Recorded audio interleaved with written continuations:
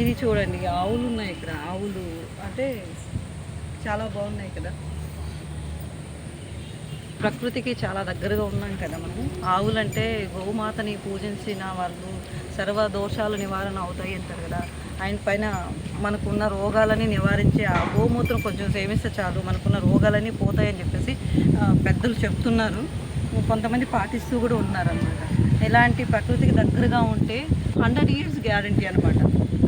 అలా ఎలా కాకుండా ప్రకృతి చూడండి ఎంత ప్రశాంతంగా ఉందో. ఇక్కడ ఉంటే మనసు చాలా ప్రశాంతత దొరుకుతుంది అనమాట. ఇలాంటి ప్లేసెస్లో ఉంటే, ఇలాంటి ప్లేసెస్ మనకు మ్యాక్సిమం దొరకవు. దొరికిన చోట ఆస్వాదించడం తప్పదు.